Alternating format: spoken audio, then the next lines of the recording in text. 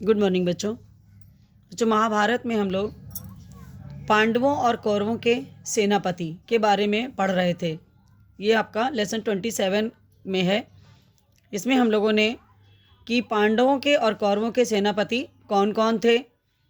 ये उस समय की बात है बच्चों, जब श्री कृष्ण उपलब्ध लौट आए और हस्तिनापुर की चर्चा का हाल पांडवों को सुनाया तो युधिष्ठिर अपने भाइयों से बोले, अब हम लोगों को अपनी सेना को सुसज्जित कर लेना चाहिए। तो पांडवों की विशाल सेना 7 हिस्सों में बांट दी गई थी। उसमें द्रुपद, विराट, धृष्टद्युम्न, शिखंडी, सात्यकी, चेकितान, भीमसेन और आदि 7 महारथी इस दल के बच्चों नायक बने। फिर उसके बाद वीर धृष्टद्युम्न को पांडवों की सेना का नायक बनाया गया और उनका विधिवत अभिषेक किया गया। इस प्रकार से पांडवों की सेना मैदान में आ पहुंची। और इधर कौरवों की सेना के नायक थे बच्चों भीष्म पितामह, जो कि युद्ध का संचालन करके अपना ऋण चुकाना चाहते थे। लड़ाई की घोषणा के समय उन्होंने कहा कि मेरी सम्मति किसी ने नहीं ली थी, इसी कारण मैंने निश्चय कर लिया है कि मैं जानबूझकर स्वयं आगे होकर पांडु पुत्रों का वध नहीं करूंगा। इस प्रकार से यहाँ पर कर्ण के जो उद्दंड व्यवहार से भीष्म को सदा ही बहुत खटकता था और कर्ण ने भी ये बात हट कर ली थी कि जब तक भीष्म जीवित रहेंगे तब तक वो युद्धभूमि में प्रवेश नहीं करेगा। तो इस तरह से बच्चों भीष्म के मारे जाने के बाद ही वह लड़ाई में भाग लेगा। इधर युद्ध की तैयारियां हो रही थी और एक दिन बलराम जो है बच्चों पांडवों की छावनी में आते हैं तो वो सबको प्रणाम करते हैं, अपने बड़े बूढ़े राजाओं को, और धर्मराज के पास बैठ जाते हैं। और कृष्ण से को कहा, मैंने कहा था कि पांडव और कौरव दोनों मेरे लिए बराबर हैं। यहाँ पर कहने का यहाँ पर ये मतलब था उनका। उन्होंने कहा कि जहाँ कृष्ण हैं उनके विपक्ष में मैं नहीं हो सकता और मैं तटस्थ रहूँगा और मैं किसी की तरफ से भी युद्ध नहीं करूँगा।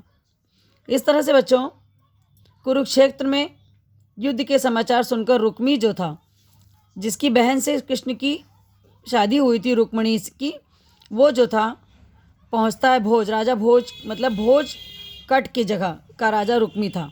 वो जो है बच्चों युद्ध में सहायता के लिए पहुंचता है और पांडवों ने उनकी सहायता कहा कि यदि आप कोई शर्त के साथ सहायता देना चाहते तो हमें नहीं चाहिए आपकी सहायता। ये सब ऐसा सुन करके वो जो है फिर दुर्योधन के पास गया। दुर्योधन ने कहा कि जब पांडवों ने जिसकी सहायता स्वीकार नहीं की, हम भी उसकी सहायता नहीं, हमको ज़रूरत नहीं है। इस प्रकार से बच्चों वो अपमानित होकर के वापस लौट गया और कुरुक्षेत्र की मैदान में दोनों तरफ से सेनाएं लड़ने के लिए तैयार खड़ी थीं। सब लोग इसी बात की राह देख रहे थे कि कब युद्ध शुरू होगा। पर एकाएक पांडव सेना के बीच में हलचल मच गई। देखते क्या है कि युधिष्ठिर अपना सारा कवच और धनुष बाण सब उतार कर रथ पे रख देते हैं और पैदल ही कौरवों की सेना की ओर चले जाते हैं। तो सबको बड़ा आश्चर्य होता है। तो कृष्ण कहते हैं, नहीं, ये जो है अर्जुन, मैं समझ गया हूँ महाराज युधिष्ठिर की इच्छा क्या है। वो धर्मराज का उद्देश्य जो बहुत अच्छा है।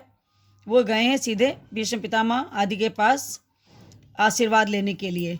तो बच्चों बात भी यही थी। युधिष्ठिर जो थे वहाँ जाते हैं और भीष्म से आज्ञा और आशीर्वाद प्राप्त कर लेने के बाद आचार्य द्रोण और जितने भी वहाँ पे उस समय कृपाचार्य, मद्र देश के शल्य राजा, सबका आशीर्वाद प्राप्त करते हैं और सेना में लौट आते हैं।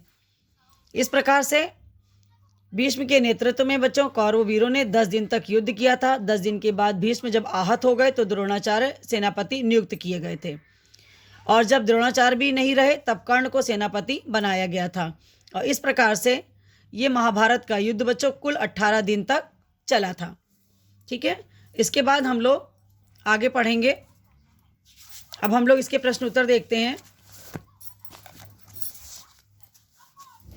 कि युद्ध के लिए पांडवों ने अपनी सेना को कितने हिस्सों में बांटा था। तो 7 हिस्सों में बांटा था बच्चों।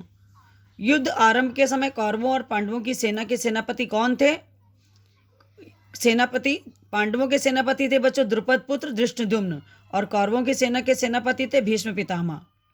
फिर भीष्म पितामह के युद्ध में शामिल होने के समय तक कौन युद्ध से दूर रहा। कर्ण दूर रहा। भीम और दुर्योधन ने गदा युद्ध किससे सीखा था। बलराम जी से सीखा था, जो कि कृष्ण के बड़े भाई थे। किन 2 राजाओं ने महाभारत युद्ध में भाग नहीं लिया था। अभी अभी मैंने आपको बताया था ना कि बलराम और भोज के राजा रुक्मी, इन दोनों ने महाभारत के युद्ध में भाग नहीं लिया था। युद्ध आरंभ होने से पहले युधिष्ठिर निशस्त्र पैदल ही कौरव सेना में क्यों चले गए? अपने गुरुजनों का आशीर्वाद लेने के लिए। भीष्म के नेतृत्व में सेना कितने दिनों तक युद्ध हुआ था बच्चों? 10 दिनों तक। भीष्म के बाद कौरव सेना का सेनापति बने थे आचार्य द्रोणाचार्य। महाभारत का युद्ध 18 दिनों तक चला था। धन्यवाद बच्चों।